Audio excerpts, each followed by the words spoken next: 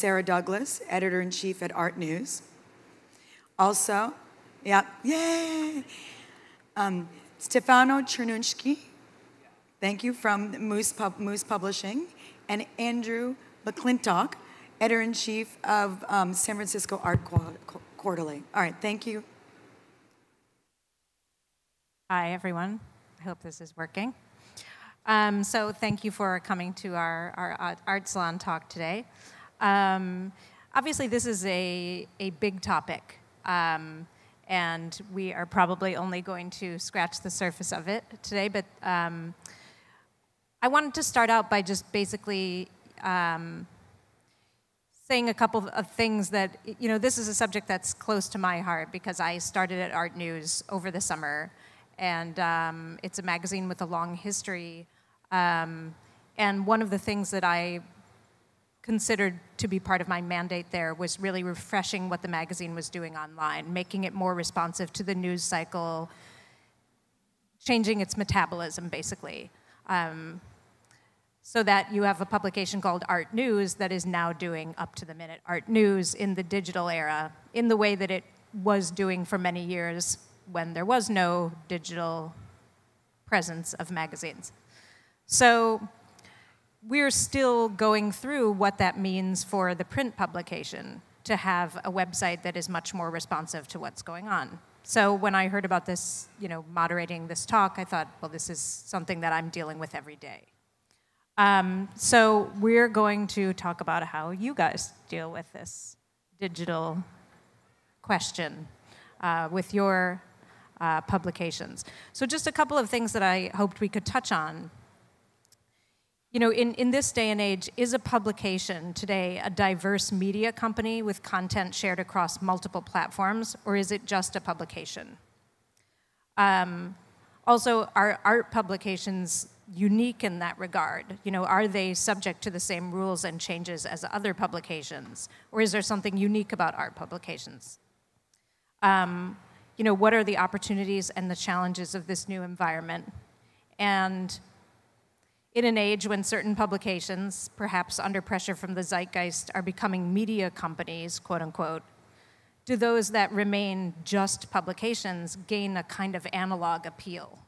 So these are some of the things I hoped we could talk about today. But I think the way we should start is I wanted you guys to talk to the audience about kind of the evolution of your respective publications with regard to a digital presence. So why don't we start with you, Stefano, because Mousse is a bit older than SFAQ. We're Founded older. in 2006, I think, right?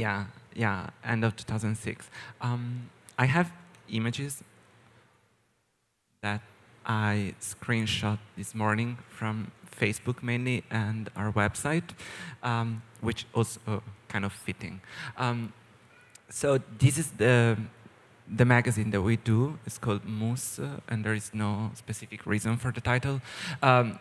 It's a magazine that's a newsprint, and we've been doing this for the past 7-8 years. It's based in Milan, Italy. This is, well, we're now debuting in Miami, issue 46th. So it's been kind of a journey. This is the current issue that is like all about artists' writings, text-based artworks, notes, footnotes, etc., all written by artists. And it's basically covering another thing that we do. It's called The Artist as Curator. It's a series. These are very, very, let's say, the opposite of online, I would say. So actually, maybe I could just ask you directly. Yeah.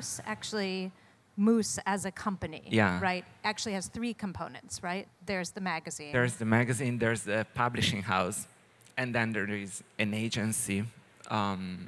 We do work for clients in. And did all 3 of those things?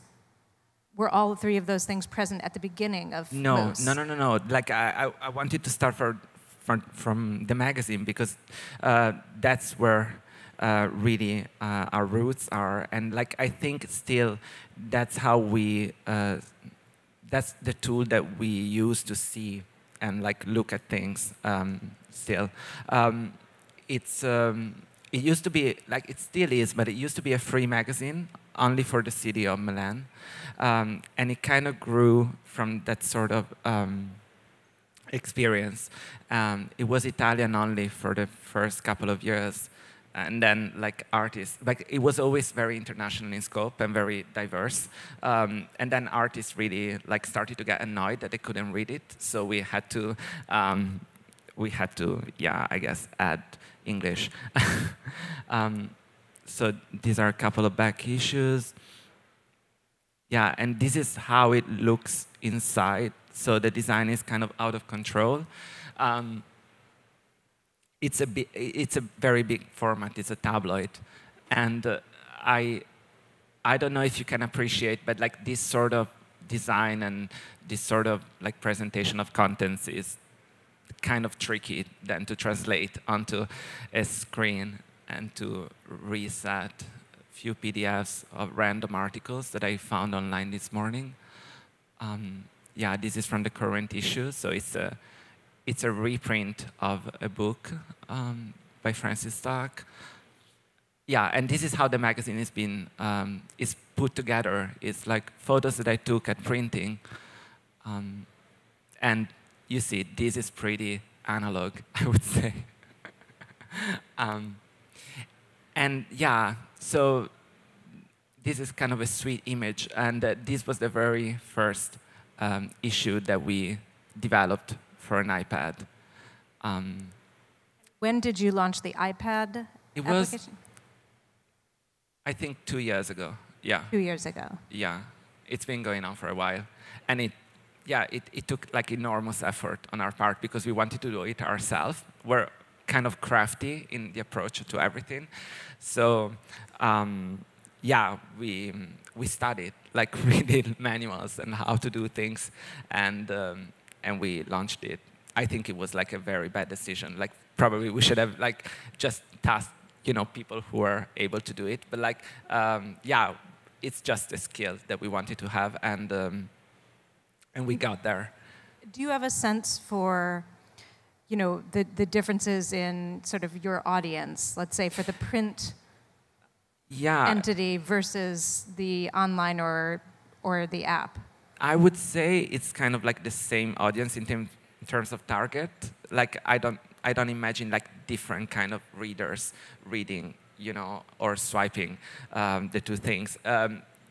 But of course, it's different in terms of like reach and how like the iPad kind of like bypasses all the logistical nightmare that is distribution and all the costs that are entailed with that, and also how difficult it is to find a magazine outside of like New York or Berlin.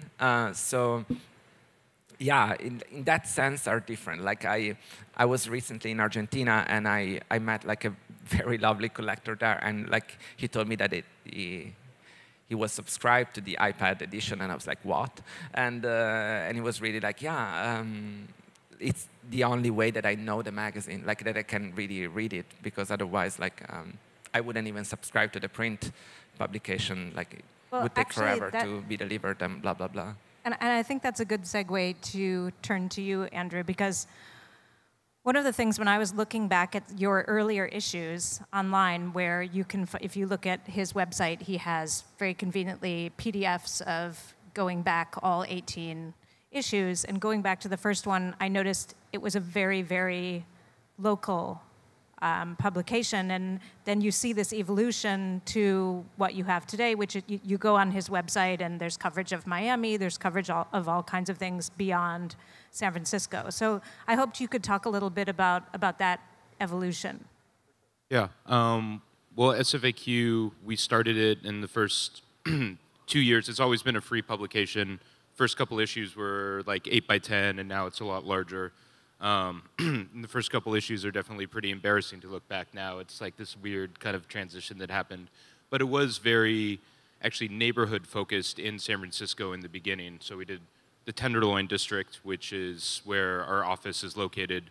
And then we slowly, the first 3, then it was like downtown, and then like the Mission District, which is another hip district, and then we just realized that, I mean, we're kind of started to pin ourselves inside of this very localized thing, and so we started to do more content on the West Coast, and then it turned into national, and now we're doing a lot of international-based content too.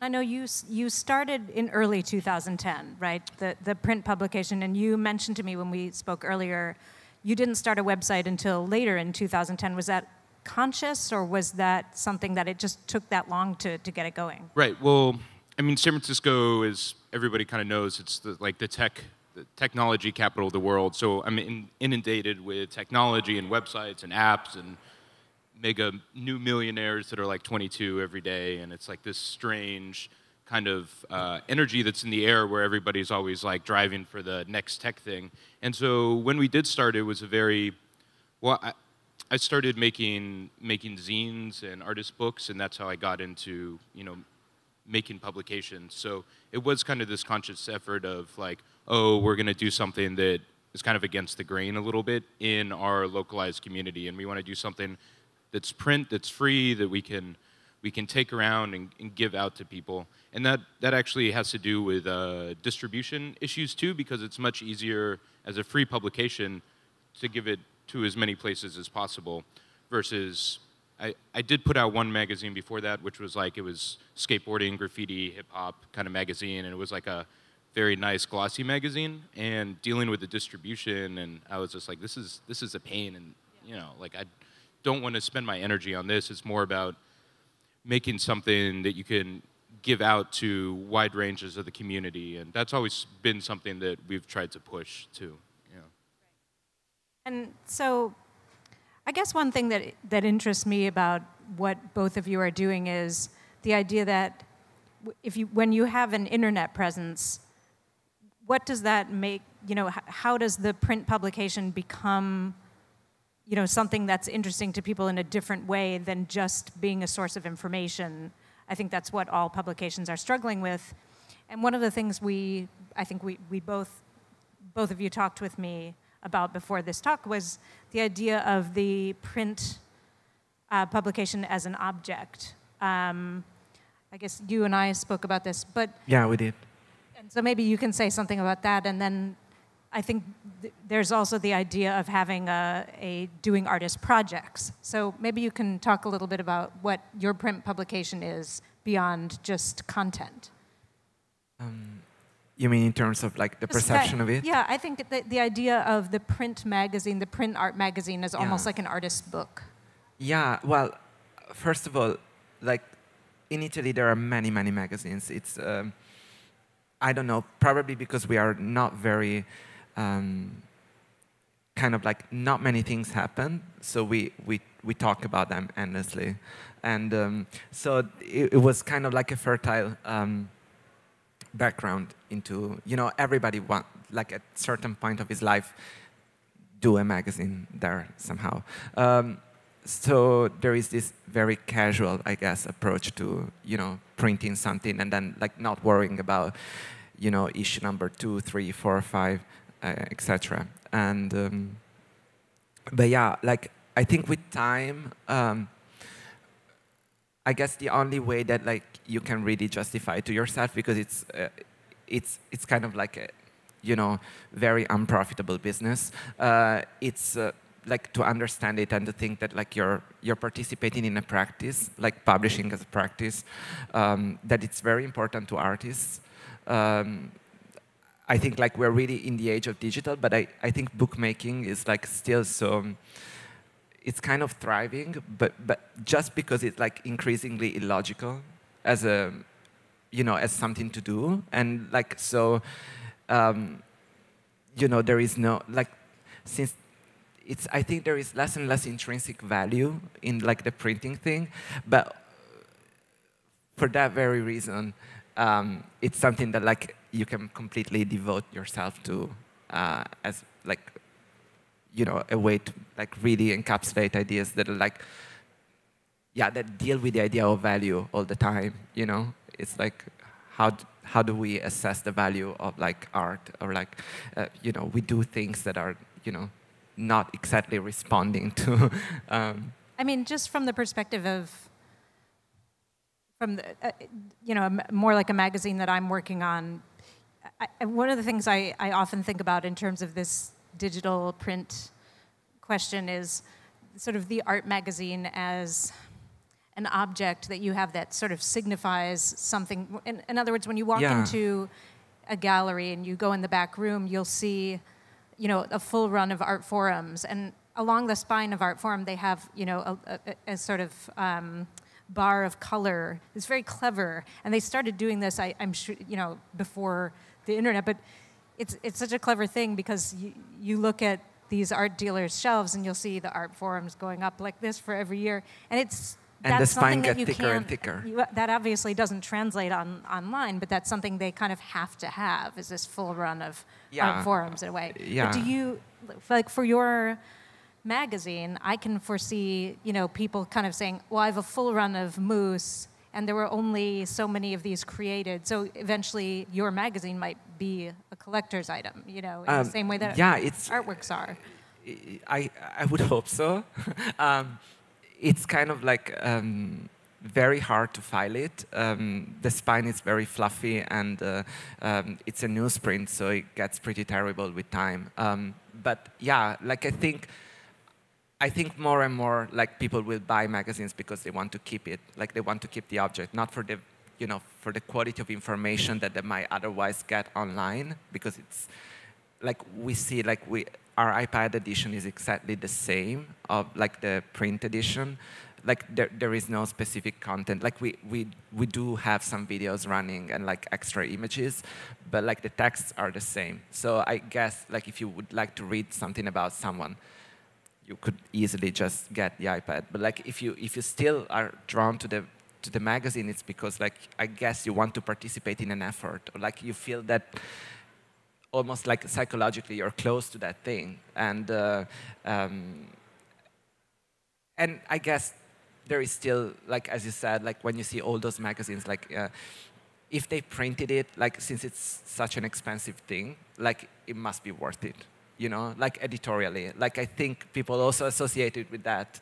And we're obviously not getting into the whole question of the financials here, but no, let's not. You know, that's a whole other complicated thing where the, you know, advertisements online and in magazines, it's really out of whack. And anyhow, it's something I have unpleasant side of my job. But another thing that I hoped we could talk about is the way in which, Andrew, for you, your publication is soon to be, I mean, already is, but is soon to be in a different way, much more than a publication in the sense that you're opening a space that's under the banner of SFAQ.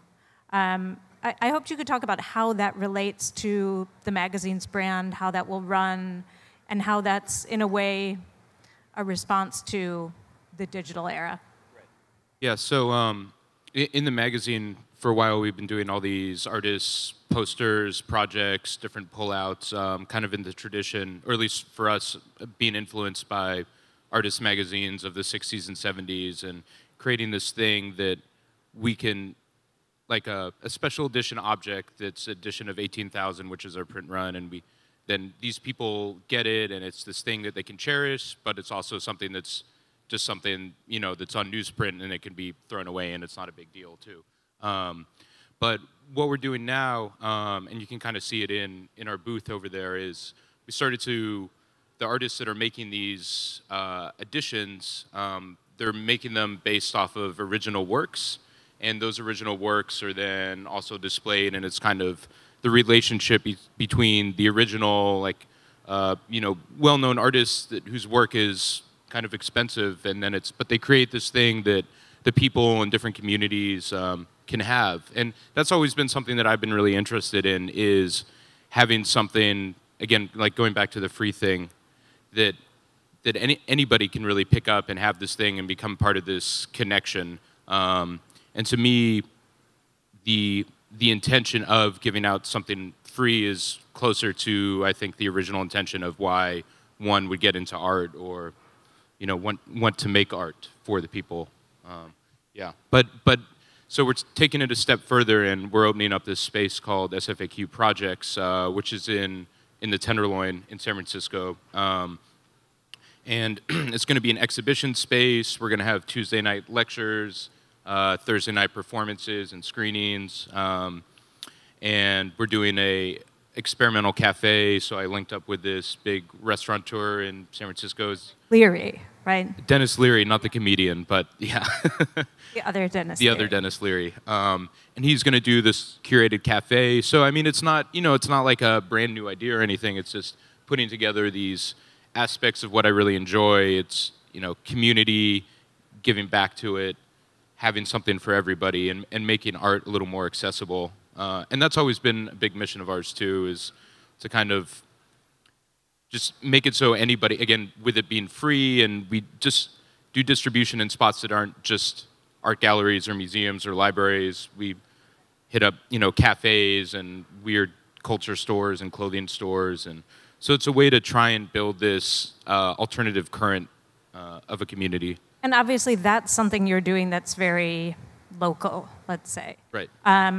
Now, I know you relaunched your website recently. So as opposed to the local sort of mission, if you will, of SFAQ, maybe you could talk a little bit about when you relaunched your website, what's the role of the website then, as opposed to what you're doing locally? Right. Well, the website, I mean, we have writers in a lot of different cities, not just in the U.S., but internationally, and they do reviews, and we do separate content completely online. But then we also have every issue as a PDF, which in my mind, it continues this idea of being like an open source kind of thing, and disrupting the system. Sorry, the SF tech terminology that's ingrained in my head these days.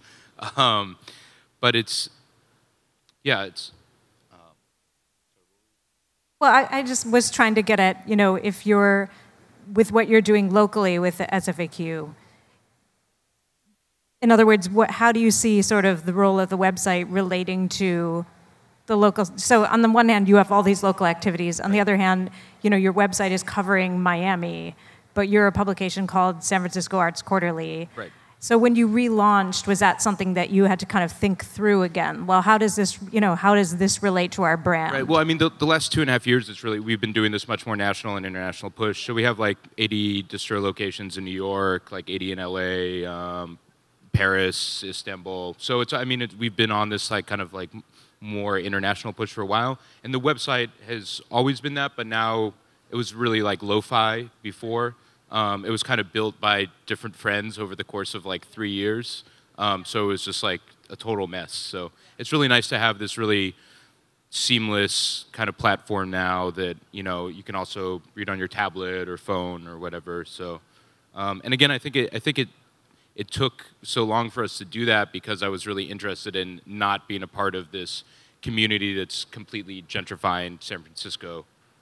So that's, but it is.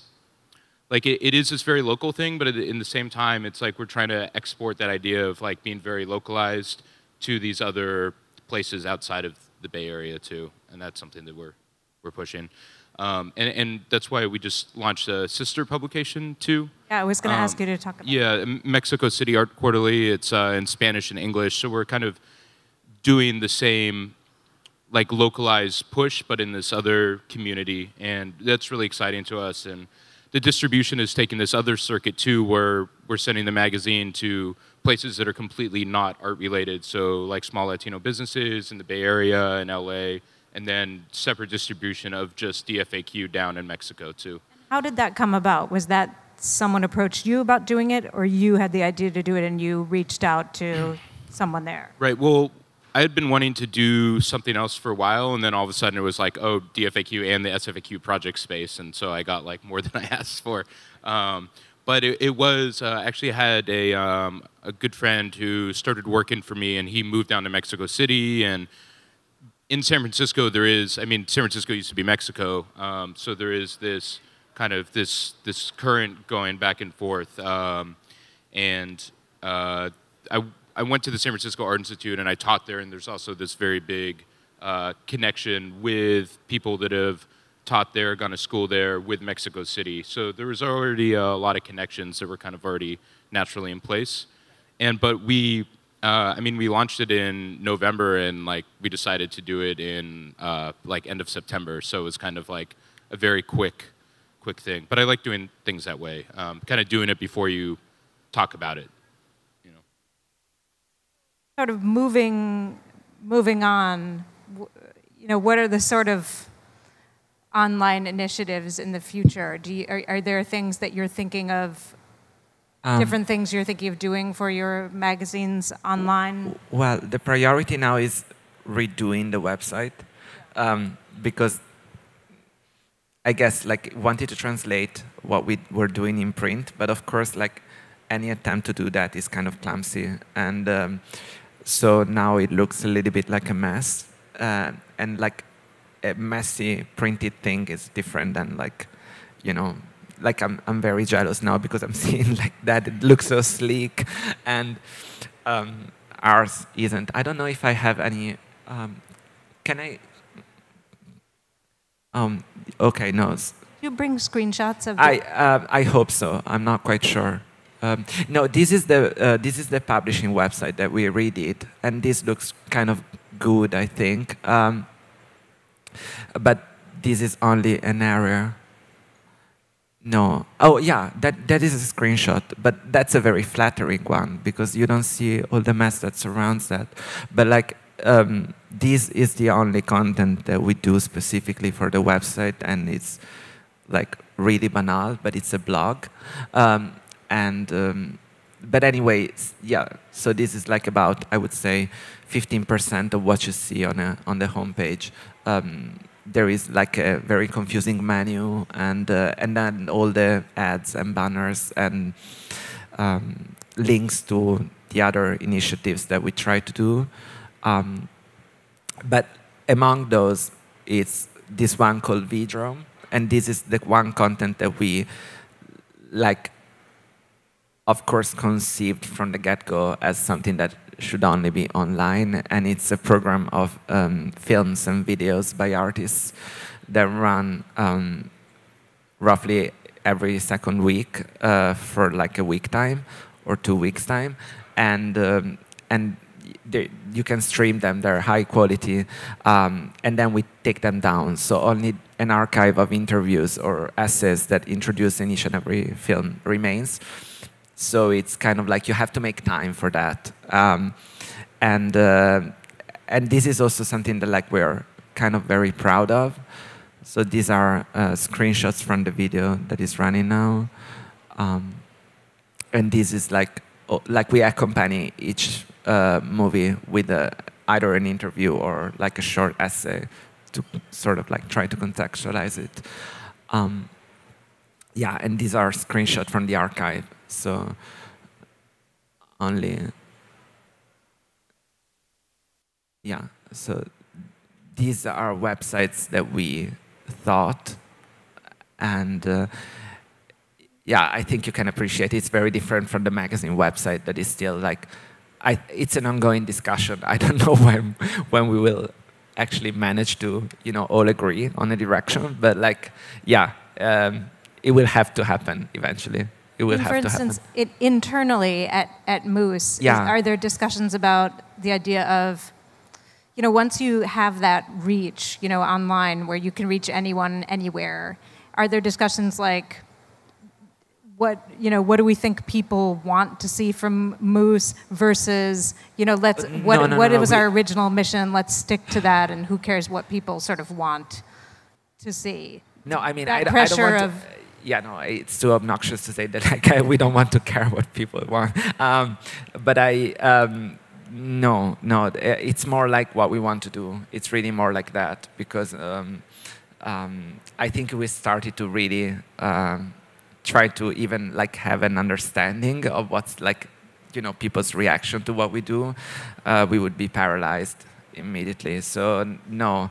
Well, but for instance, I noticed that your publication is doing coverage of Miami, you know, sort of immediate stuff that's coming up online. There's just so many different publications that are doing that now. I mean, is that something that I actually can't remember. Were you doing that last year as well? Is that something you've been doing for a while with Miami? And like, sort of why jump into that fray? Like, what is SFAQ's role in that regard, you know? Right. Well, I mean, yeah, we have been doing reviews of art fairs for online for the last like 3 years that are, you know, not that are based away from the West Coast. And you know, I think it's this thing that we wanted to get into and dip our feet into, like the ARTnews kind of thing, and like this content, and you know, we actually do.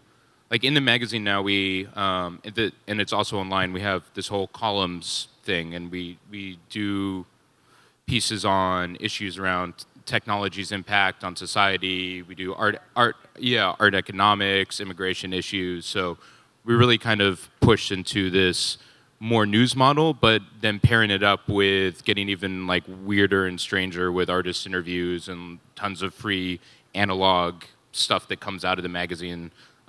So I don't know. To me, it's nice to have that like very serious academic aspect, or you know, and news mixed with something that's strange and approachable.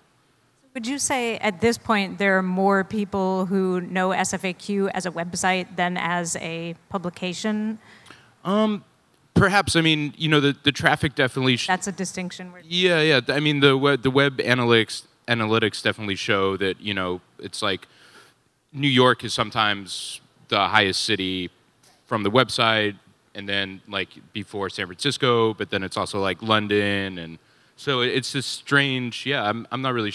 It's interesting to see, but I mean, again, like the print distribution is something that I've always just like really pushed. Like I used to fly out to New York the first couple of years, ship out a bunch of magazines, get a cart in Chinatown, and just hit the pavement and like walk around and like do that stuff, and that's really like emotionally consuming after a while. But it's, in my mind, you used to rent a van. Yeah, exactly. Yeah. I mean, that's another thing that sort of interests me, is that you talked about how, you know, SFAQ came out of your interest in doing sort of zines, like sort of punk zines, and those are so dependent on the physical, you know, presence of the object, the zine that's sort of stapled together and Xerox and this kind of thing. And how do you translate that spirit to a website? I mean, that must be a challenge. It's true that your new design here is quite, I mean, I hope this isn't derogatory, but it's pretty slick, actually. I mean, the logo is quite designy, and you know, so. I mean, that was the reason, that was the attempt. That's what we wanted to do, to kind of be able to hit, I guess, both sides of it, you know. So do you feel that if the website goes in this direction, the publication should still have that sort of indie feel, like even more so? Do you know what I mean? Like that they kind of go in two different... because of the newsprint, which I think probably with Mousse too, it's always this tangible thing, and you touch it and you get, you know, newsprint on your fingers. And you really do. Yeah. I really enjoy that aspect of it. So I think it's nice to have this other platform that kind of polishes it out a little bit more. But I think we're going to start experimenting too with some other formats, I think. And I wanted to, like, coming from an artist background, you know, it's like, to me, I've always wanted it to be this thing that has its own kind of life and can evolve, and it's not restricted to something that, you know, a model that we set up. Like, I think a lot of, you know, other publications would be like, okay, we do this, and I want it to be free form. I want it to be whatever it feels like it should do. Well, that's a good point, actually, because would you say that it seems like you're both pretty nimble in being able to do some of these things quickly, like, you know, but you were talking about how it takes a long time, actually, to make these decisions about the app and the website. Yeah, it's always agonizing. Websites are really hard. Yeah. Yeah. Well, I think we're going to see if there's any questions from the audience, because we only have a few minutes left. So, sir.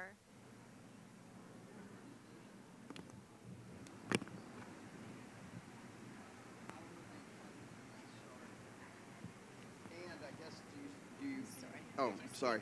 Are your organizations for-profit or non-profit? How are they funded to get started, and how do you continue to fund them? What was the last How do you continue to fund them? Continue to fund. Where? If so. Huh? If so. Yeah.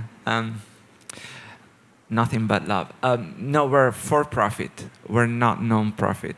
I wish we could be non-profit, but like there is really not such an option from where we are based. There is like just no public funding that we can apply to, or there is a little bit of regional thing that we might want to do, but it's always very political in Italy and very tricky, and like you really don't know what's gonna happen in like 2-3 months. So no, that was never an option. How the magazine was funded? Private money for the first, I would say, year, and then almost miraculously, we've been breaking even. I mean, it's been growing a lot, but also it's also like the staff has ballooned, and you know our operating costs are higher and higher. But yeah, it's still, we're very, like, I guess like there is this very good group of galleries that has been endorsing it, and so putting ads in the magazine, but I don't think even for the resonance of, you know, the publication itself, it's more like, I think, to support the kind of content that we were struggling to put together. And yeah, so that we're for profit, yeah. Yeah, SFAQ is a for-profit business. It's all the money comes in through advertising, but we also have a fiscal sponsor. So in California, as an arts group, we work with some nonprofits that are set up that they can channel tax-deductible donations and grants through private individuals or larger foundations into SFAQ. So it's a combination of both, but I mean, it's mainly based off of advertising sales.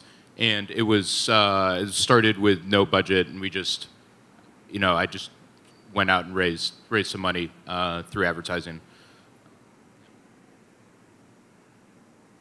Any other questions?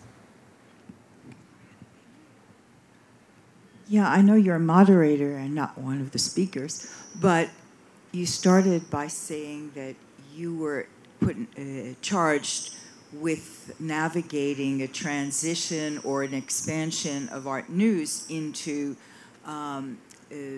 online, or changing the online presence. Can you speak a little bit to what you're doing in that regard? With ARTnews? Yeah. Specifically? Yes. Well, it's a complicated thing with ARTnews, because ARTnews is one of the, if not the oldest art publication. It was founded in 1902. It has a long, long history as a print publication. And it's also done, you know, many, many articles that have won journalism awards, especially on restituted art. In terms of the website, I think it wasn't doing a lot of content that was responsive to, as I was saying, the news cycle. So it was posting some of its content online and then doing things that sort of came out of that. And I come from a background in, I was the founding sort of writer for ARTinfo. And that was back in 2005. And this is such a large topic, but I think the evolution of something like ARTinfo had to do with more and more coverage of the international art market, more and more sort of daily, hourly updates to websites in the art arena, let's say, the art news arena. And I wanted to bring some of that to ARTnews. And that's what I'm doing. I mean, as I say, I only started there in July, and so this is it's a process. And it's a challenge, because we want to keep the original spirit of the magazine, but it had maybe in some respects become a bit sleepy. And so I'm changing it. I don't want to go too much into it, because there's a lot still to do, and I think if you look at ARTnews website now, we have sort of play-by-play coverage of what's going on in Miami. We have coverage of art auctions. We have coverage of a lot of things that the magazine wasn't doing before online. So I don't know if that answers the question. I hope it does a little bit.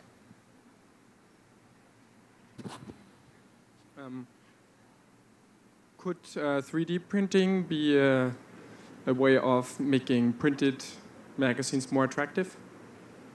Could you say that again? Is the 3D printing a technology that in future might make the printed magazines more attractive? Actually, that's a really good question, because 3D printing could, I mean, people must already be doing like artists' projects with 3D printing. There are right? many artworks that are already 3D printed. But in other words, could a publication or, do that on artists' behalf, like as an artist project, 3D printing? It's actually kind of a great idea. Yeah, I honestly never thought about it. But you mean as a tool of distribution, so that like you could download a file and 3D print your own copy? That would be great. Yeah, that would be great. There was a cover story in The Economist, I think, 2 years ago, and it was like titled "Printing a Stradivarius," and there was a violin, like kind of like coming out of a bizarre-looking post-inkjet printer. Let's explore this. I mean, I'm really blanking right now, but it sounds like the best idea in the history of time.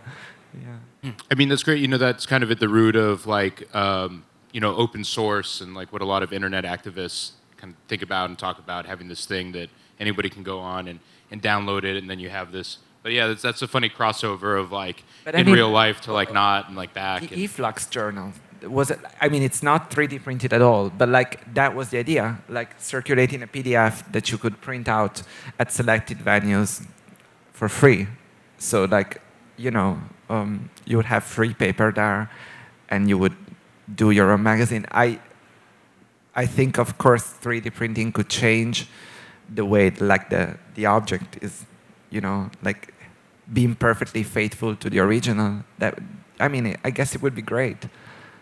Yeah. I know some artists have started using it, but I was actually in conversations with a couple people with the SFAQ project stuff, and I work with Adobe software company in San Francisco. They're one of the supporters of the magazine, and they wanted to like do this kind of see if these artists would want to do these 3D printing things, and a lot of the artists I talked to just felt totally uncomfortable at this stage in 3D printing, just because I don't think it's to the par of what they would want, but maybe for like more of a mass kind of edition or loose something, it would make sense. I think it still has a long way to go with the technology and materials for it to be like super clean. That's too bad. That's too bad.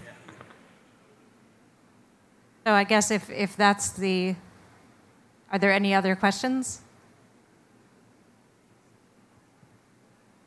Okay, well, we'll wrap up. Thank you guys for conversing about print magazines in the digital era.